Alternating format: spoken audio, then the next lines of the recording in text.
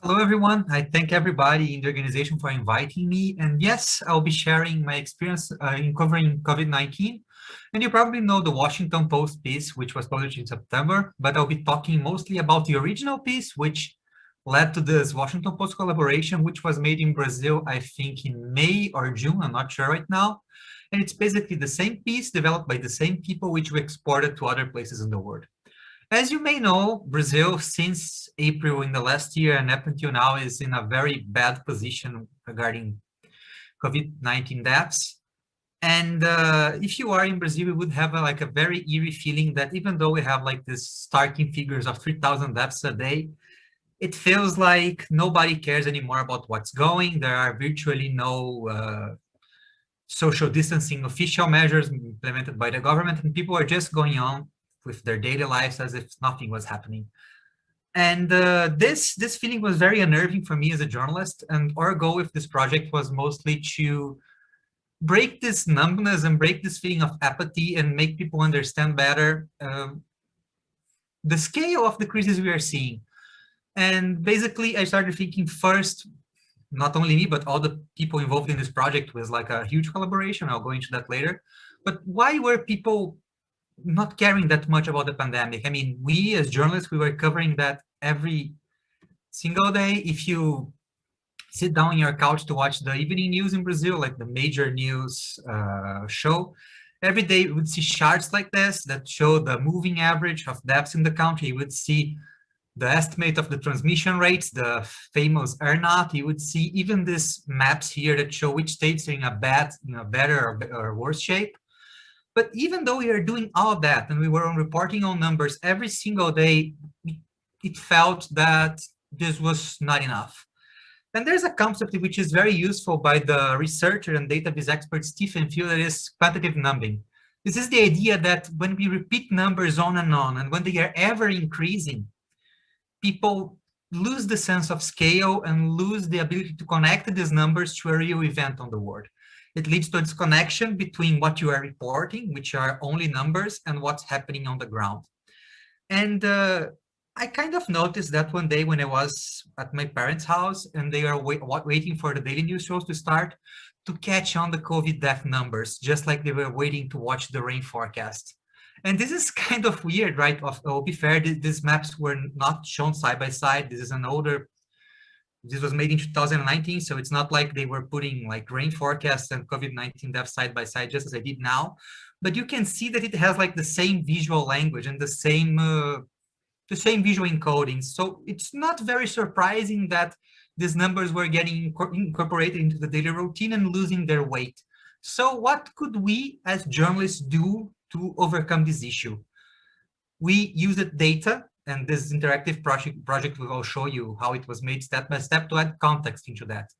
And we made No Epicentro, which became later At the Epicenter. And the idea is that you input your address here, and it will show what would have happened if all the deaths in the country would have happened around you. This is the place where I used to live in São Paulo. I moved from there back to the countryside when the pandemic hit. But this is one of the most densely populated areas in Brazil, and I know it very well. I mean, I used to walk these streets every day to catch the bus and go to work. And seeing this radius, which is actually, it shows like 200,000 deaths, and right now we are at 400,000, it gives me a sheer sense of scale. I mean, this whole area in one of the most densely populated countries in Latin America would have vanished. And we made the same for the Washington Post. It's pretty much the same story, the same code, the same visual encodings. And you can do that with the address in the US. You can check the Brazilian version at novicentro.com and the American version at this link. I'll walk you through the American version and not the Brazilian one, even though I'll be talking more about the Brazilian version, because there will be less of a language barrier. So bear with me while I open the Washington Post website and walk you through the steps. I'll do this very quickly. I won't be reading every single step, but the idea is that you enter your address here. I'll put this address where I used to live in New York for a while. And it starts by positioning you in the map, saying, okay, someone died in the US in February, but for the sake of the simulation, let's pretend that this person who died in Seattle, if I'm not mistaken, was one of your neighbors. He would have lived just around the corner. 1 week later, 93 people would have died. Some months later, 12,000 people would have died. This is, again, a very densely populated area in Manhattan. And this is where 2,000 people would live. It's like 6 very populated blocks in Upper Manhattan. And then now, and again, this is not now, this is probably last updated in October. The number here, it's not correct. It was data from October. You would see that this very huge area in New York City, which is very, very densely populated, would have vanished. It would cross Central Park. It would get pretty much off the Upper West Side and some other neighborhoods. And seeing this gives you a sense of scale. Again, I know this is streets. I used to take the subway there every day, so it hits home very, very heavily. And from then we start moving to other places. And there's a narrative effect here that we start from this very personal position that a person knows well, and we start zooming out to show how it would affect other places as well. The big city of Paterson, New Jersey would have completely vanished if all deaths happened there. Actually, it's smaller than the number of deaths now, way smaller, but even at the time, even 6 months ago, it was smaller than the total deaths. Then it brings you to a famous landmark. In this case, we are showing New Haven, the Yale University. 3 miles around the Yale University would have been completely gone. And finally, after taking this baby steps to show the scale of the crisis, we move on to the real data and show, okay, we were just making a simulation. Of course, your neighborhood has not vanished, and this is where they are. And then we come first full circle, we go back to your neighborhood, and the story is over. And the idea here is, as I told you, to show the scale in a very personal level. And, oh boy, sorry. Hope everything is right now. And now I'll start telling you how it was a huge teamwork, a huge team effort. The idea behind it came from the folks at Agência Lupa, which is mainly a fact-checking network, fact-checking agency in Brazil, but they are now trying to branch out into more interactive, innovative narrative experiences, and they seek help from Google in this initiative, which sent their experts and funding to make this product possible. So they were like the editors. The core developing team was made of me, one journalist who knows how to code, an engineer, not a computer engineer, but someone who had like a mathematical training and was like a full-time developer and a full-time designer. Me, my friend Thiago, and my friend Vinicius. This was the core development team. We had like a lot of editors, both at Google, at Loop, at the Washington Post. But in the end, the people who made the piece, every day working on that, it was the 3 of us. And what's important here, as I told you, we are a journalist, a developer, and a designer, but we are not separated dots like this. We are very, very interdisciplinary. So I know a bit of design, I know a bit of code. Thiago knows a bit of journalism, and he knows a bit of design as well, Vinicius too. So in the end, we are not confined to our expertise areas, but we were able to make a very collaborative piece, in which everyone could help everyone in developing many areas. And I don't know if in Israel you guys use WhatsApp, but in Brazil everybody uses WhatsApp. And this goes to show that we had a WhatsApp group in which we shared our ideas, and we had like a very, very collaborative mindset in which we would like be throwing ideas out there and trying things. And this is just a snapshot of all the different things we tried and all the different inspirations we got for this project. And then I move on to inspiration. One of the first steps, perhaps the most important step in developing any data story, or at least the data stories are working, is seeking the right inspiration. Nobody is really original. Every idea you think is very, very original is probably a mashup of different ideas. And I'll walk you through some of the stuff that helped us shape the story in the form it had. And we were just like Mr. Mime, the Pokemon that's a mimic, and we were like pretending to be the guys we admired. And one of the most striking visual metaphors we used was this one. This is a map that was published by the New York Times in 2016. And it basically shows the maps of the United States, but it deletes from the map on the left the areas in which Hillary Clinton won. And on the right, it deletes the areas in which Trump won. And this has nothing to do with COVID-19. This is a political map, but the idea here of vanishing terrain, of people disappearing, is very powerful. And when we put that in the context,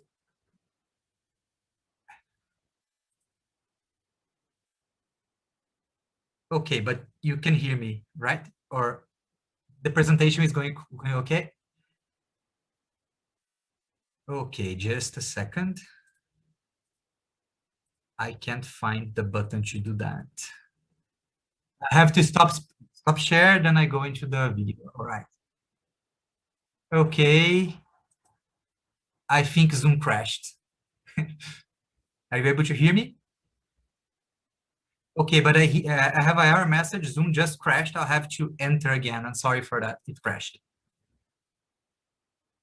Okay, I'll be right back as soon as I can fix that.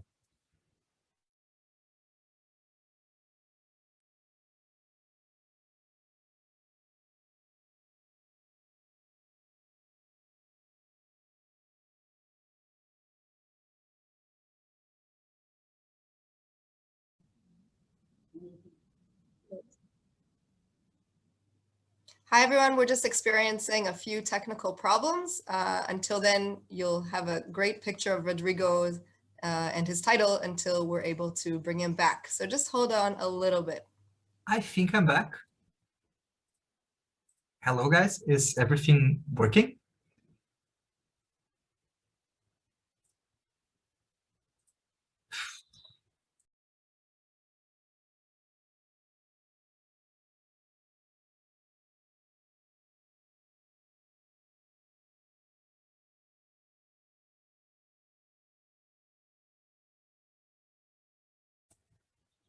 I am back. Hello. Okay. Okay, the joys of remote presenting stuff, right? I'm sorry for that. It just crashed out of the blue. It had like an error message. When I closed the error message, it was off. But are you able to hear me now? See me move? See my screen share? Is everything right? Okay, so I was saying that this idea of vanishing spaces is very powerful, especially when we take it out from a political context and put that into a more personal context, in a more, what's the word I want to use here? I mean, in the context of the pandemic. I don't know what's the precise word for that. Another project which was very important was this one made by Plano C, which is a visual design consultancy in Brazil.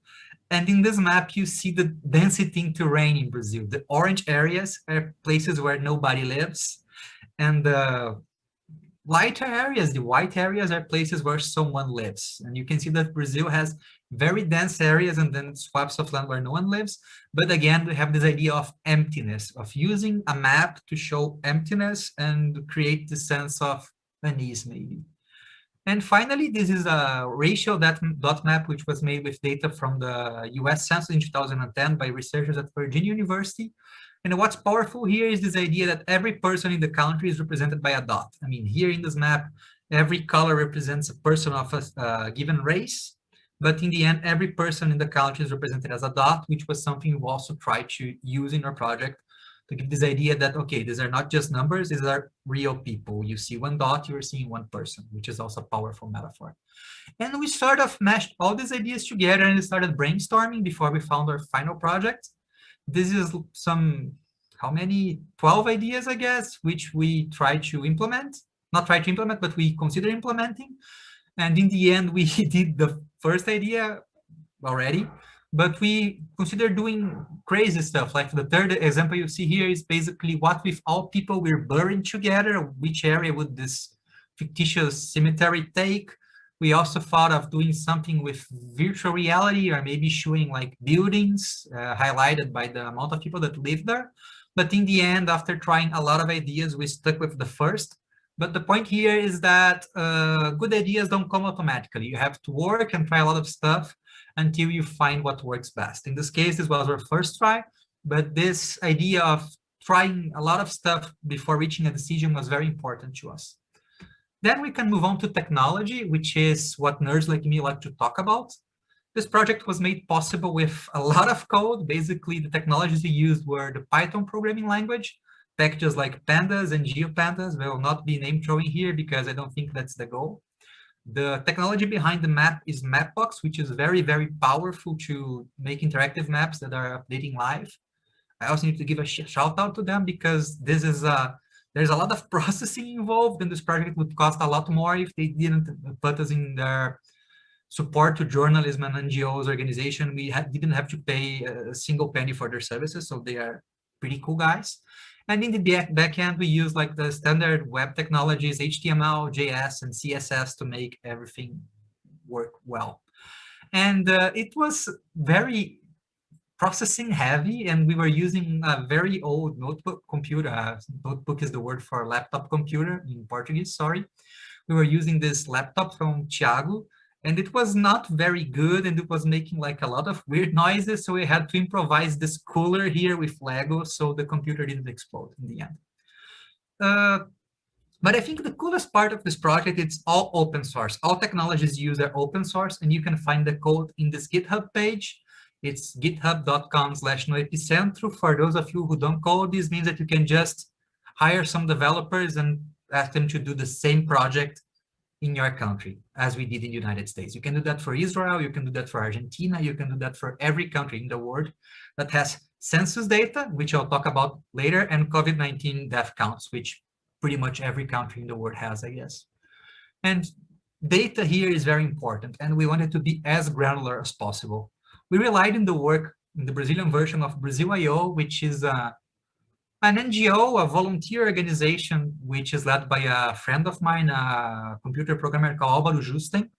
And what they do is they gather information about COVID deaths in Brazil, which were not well standardized when they were released by the government. And they made like this very beautiful, clean, and perfect spreadsheet, which made it very easy for us to use. So we use data from them. So thank you, Álvaro. And we also used the census tract data from the Brazilian Geography and Statistics Institute. In the case of the United States, we use COVID-19 death data from the Washington Post, which they were collecting by themselves, and census data from the Statistics Office in the USA. And what does census tract data look like? This is a census tract in the city I'm living right now, Ponta Grossa.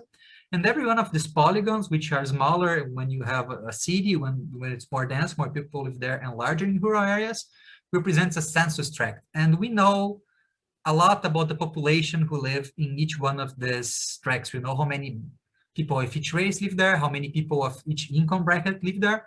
But for our purposes, we wanted to know how many people lived in each block. So we could do this. We would compute ever increasing circles, and we would calculate how many people, how many tracts the circle was touching, and compute how many people were in this area until we reached the needed amount of people. So we would keep drawing increasing circles until we reach the target population using census tract data. I know this is very, very nerdy, and I'll be glad to ask more in-depth questions about this, but I won't drag on too long because I think there are cooler things to talk about in a press conference. And again, I think the main power of this project is that it makes everything very, very personal. It's this idea of using space and landmarks to give an idea of scale is nothing new in journalism. We do that all the time. I could say that right now in Brazil, the amount of people that died due to COVID-19 would fill 4 Maracanã stadiums. If you're not into football, this is the biggest stadium in Brazil, like a legendary football pitch. But I mean, I am not from Rio de Janeiro. I have never been to the Maracanã. I know what it is. I know what it represents, but I've never been there. I don't know how big does it look like. And by bringing this visual space metaphors into the reader's own reality, we are able to reach very, very powerful reactions. I selected some tweets here, first in Portuguese, and then I'll show some in English that show how people reacted to that.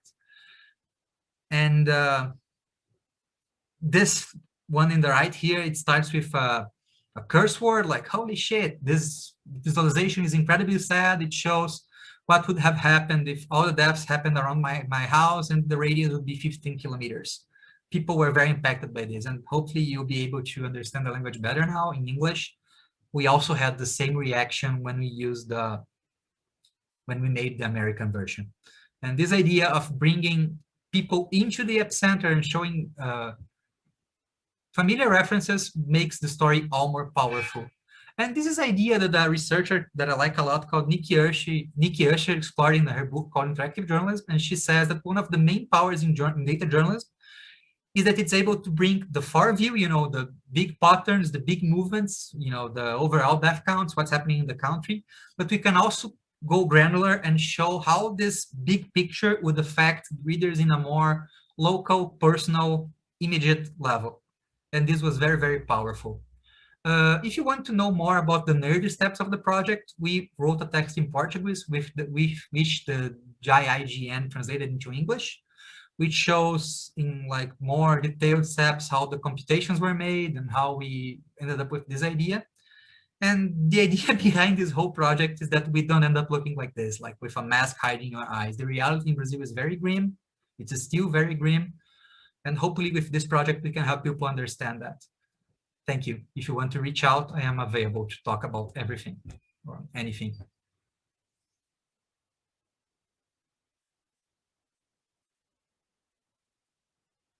Hello?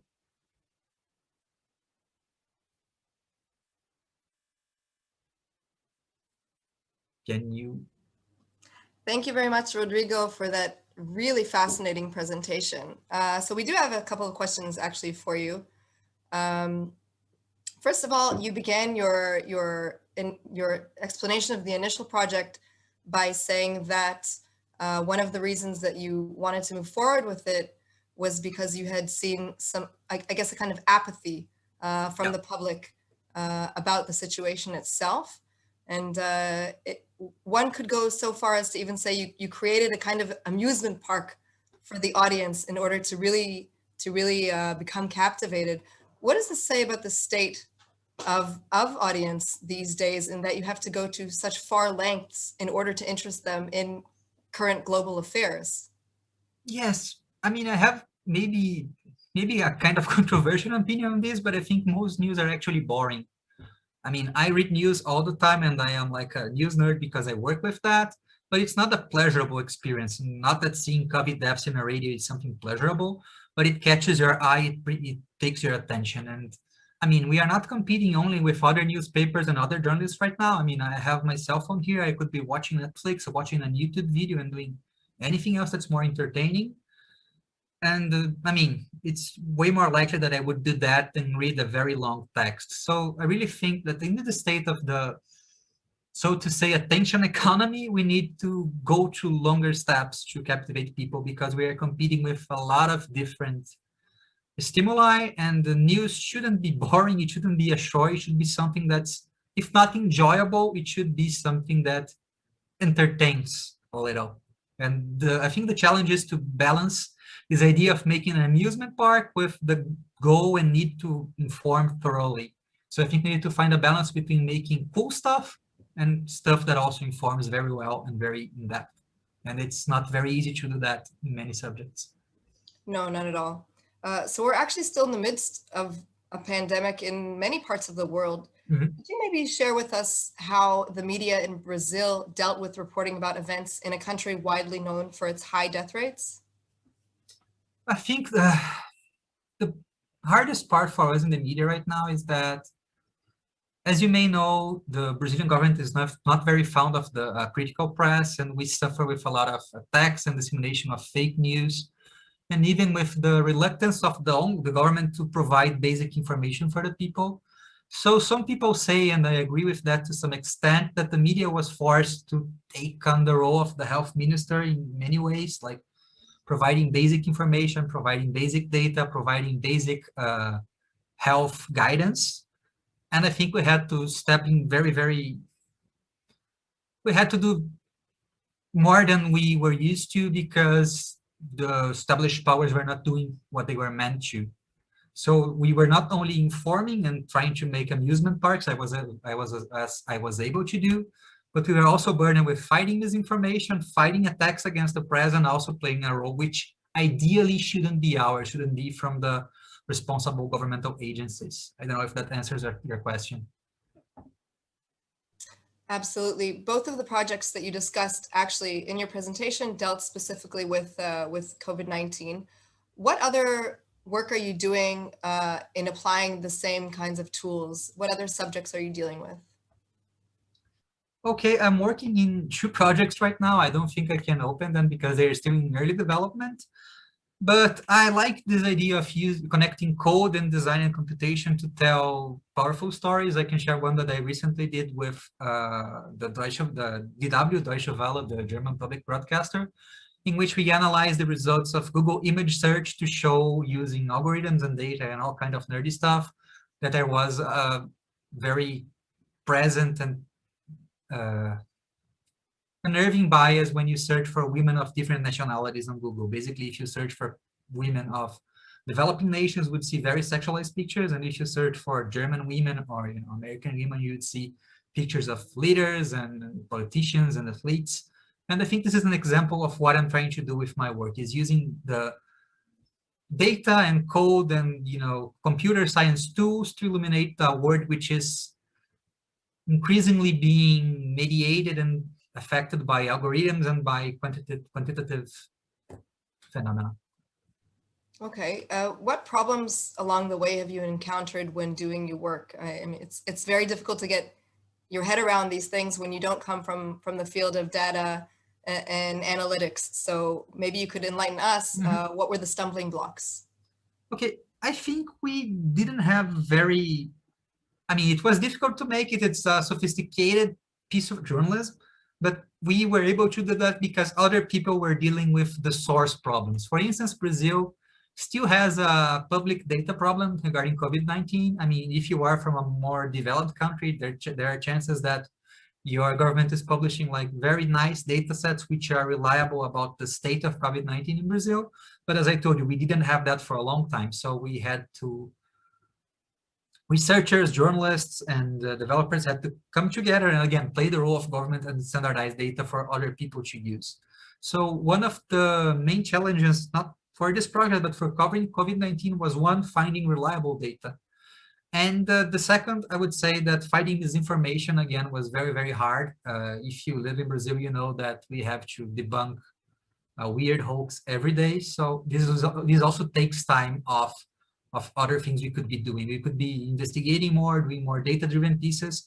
But many health journalists I know, many fact checkers I know are fighting a very hard fight against misinformation. I showed you a picture of the main Brazilian news show in the beginning of the presentation, and the anchor there, which is probably the most famous journalist in Brazil, William Bonner, he said that part of his work was mostly to fight with madmen to inform people. So basically, one, in a more specific note, it's very hard to find reliable data still in some parts of the COVID pandemic in Brazil. And also this idea of fighting with madmen and fighting against mad misinformation is also very taxing on us. Beyond fighting the misinformation, have you had to fight any others along the way? Did you get any pushback for the work that you've been doing? Not personally. Luckily, I have not been targeted by any coordinated attack, but I know people that have been. And mostly it's verbal attacks and intimidation. People are trying to intimidate reporters on social media. Sometimes politicians, they even make videos in YouTube, like dropping names. Okay, this reporter is against the government, that maybe doxing attacks. So we have a lot of examples of that, but not me personally, luckily so far. Okay, and just I guess a final question, because we have so few speakers from Brazil in Israel, and because of all the distance obviously between us right now, could you tell us what's going on there right now? What's the public feeling? Okay, so we have like a very big event going on right now because Congress opened a parliamentary investigation committee on the pandemic to investigate possible wrong deeds committed by the federal government in dealing with the pandemic. So everything is kind of floating around the Congress right now. They are bringing the former health ministers to audiences and trying to figure out if there was wrongdoing and lawbreaking in the public response to the pandemic. So we are kind of at this pivotal moment in which some people feel that could maybe turn the political tides in Brazil regarding COVID-19. It started a week ago. So it's interesting also beyond Israel. Rodrigo Menagat, thank you so much for your time. It's been such a pleasure to have you in our conference. Thank you. The pleasure was all mine.